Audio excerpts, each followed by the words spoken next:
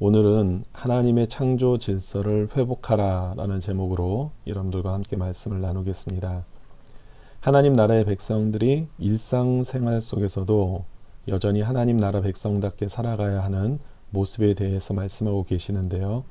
어떻게 보면 각 구절들이 각각의 다른 주제들을 가지고 이야기하는 것 같지만 저는 이것을 하나님 창조 질서라는 하나의 주제로 묶어서 보았습니다.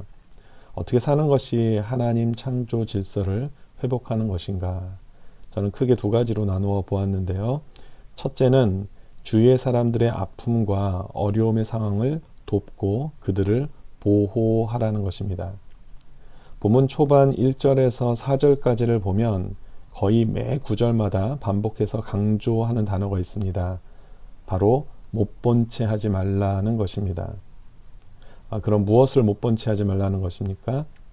1절과 3절과 4절에 보니까 형제의 소나 양 그리고 의복에 이르기까지 모든 분야에 걸쳐서 잃어버린 것을 발견하게 되거나 넘어진 가축들을 발견하게 되면 못 본 채 하지 말고 도움을 주라는 것입니다.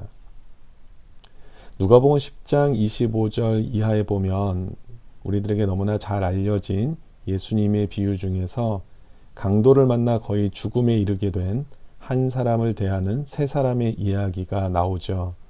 그 세 사람은 바로 제사장과 레위인과 사마리아인이었습니다. 누가복음 10장에 보면은 제사장과 레위인의 공통점을 발견할 수가 있습니다.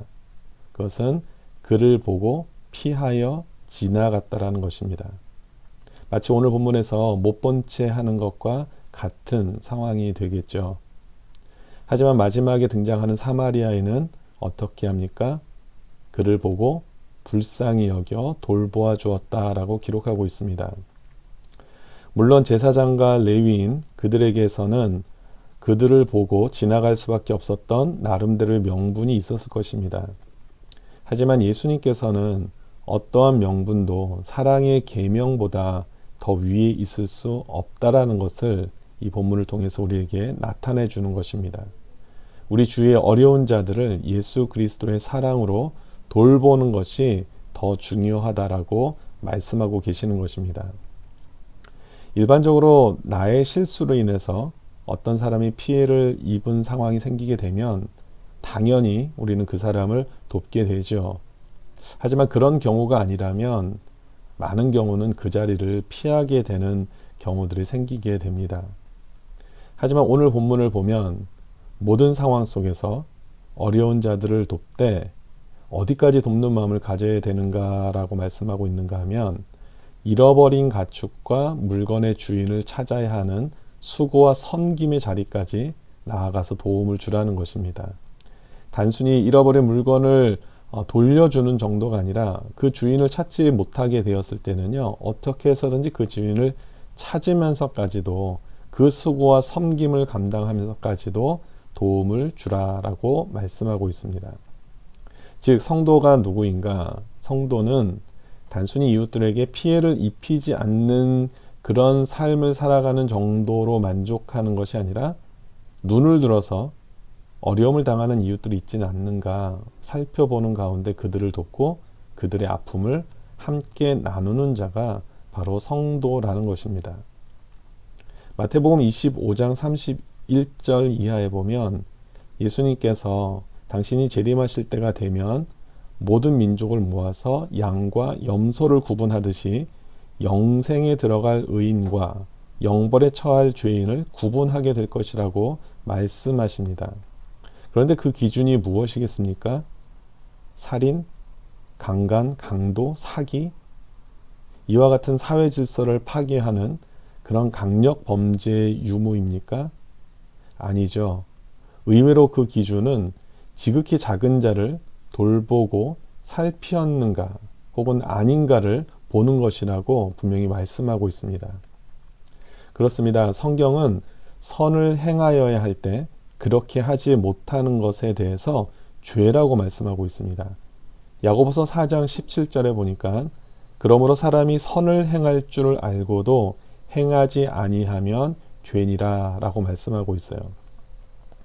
그렇기 때문에 우리는 마땅히 선을 행하여 할 때 행할 수 있어야 되는 것입니다.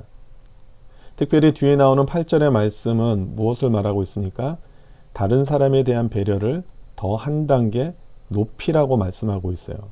어떤 내용이냐면 지붕 난간에 새 집을 짓게 함으로써 어떤 사람으로 하여금 위험한 상황에 빠뜨리게 하지도 말라는 것입니다. 그러니까 지금까지는 주위에 어떤 사람이 당한 어려움을 돕는 것이라면 더 한 단계 높여서 어떤 사람들이 앞으로 당할 수 있는 위험한 상황까지도 사전에 방지하는 것이 옳다라고 말씀하고 있습니다. 그 위험한 상황이 다가올 것을 모른 척하지 말라는 것입니다. 이미 당한 상황에서만 우리가 도움을 주는 것이 아니라 앞으로 닥쳐지게 될 위험한 상황이 누군가에게 일어나게 될 것을 먼저 사전에 감지하여서 그것을 방지하는 단계까지 가야 된다라는 것입니다. 이것 또한 하나님 앞에 죄가 될 수 있다라는 것이죠. 바로 이것이 하나님께서 우리에게 베풀어 주신 사랑이고 또한 우리가 나누어야 하는 사랑인 줄 믿습니다. 그렇다면 이것이 왜 하나님의 창조의 질서와 연결이 되는 것인가? 에베소서 2장 10절을 보면 우리가 그것을 알 수 있습니다. 이 말씀을 보면 우리는 그가 만드신 바라 그리스도 예수 안에서 선한 일을 위하여 지으심을 받은 자니 이 일은 하나님이 전에 예비하사 우리로 그 가운데서 행하게 하려 하심이니라. 그렇습니다. 우리를 만드신 이유가 바로 그리스도 예수 안에서 선한 일을 행하게 하려 하심이라고 말씀하고 있습니다.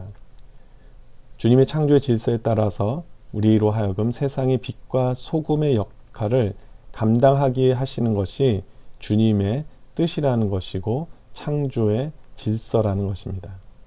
오늘 저와 여러분들이 이렇게 세상의 빛과 소금의 역할을 감당하는 가운데 하나님 앞에 영광 올려드리는 귀한 삶을 살 수 있게 되기를 주님의 이름으로 축원드립니다. 두 번째는 하나님의 뜻 가운데 창조 세계를 유지하고 보존하라는 것입니다. 본문에 보니까 남녀의 의복을 구별하고 두 종자의 씨를 섞어 뿌리지 말고 소와 나귀를 한 멍에로 묶지 말며 그리고 양털과 배실로 섞어 짠 것을 입지 말라고 하십니다. 이것은 하나님의 뜻 가운데 구별되어져야 될 것이 분명히 구별되어져야 되고 연합해야 될 것은 분명히 연합되어야 된다는 것을 의미하고 있습니다.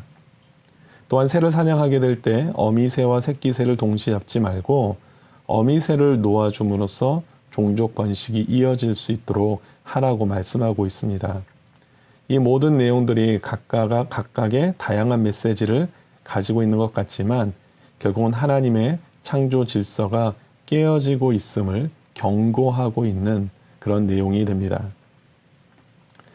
오늘날 우리가 겪고 있는 많은 메이저급 문제들의 대부분이 인간의 욕망과 욕심 속에서 하나님의 섭리와 창조 질서를 스스로 깨뜨림에 따라 나타나는 결과물들임을 우리가 너무나 잘 알고 있습니다. 우리에게는 생육하고 번성시켜야 하는 시대적 사명이 있습니다. 하나님의 아름다운 창조의 세계를 보존시켜야 하는 그런 영적인 책임을 갖고 있는 것입니다.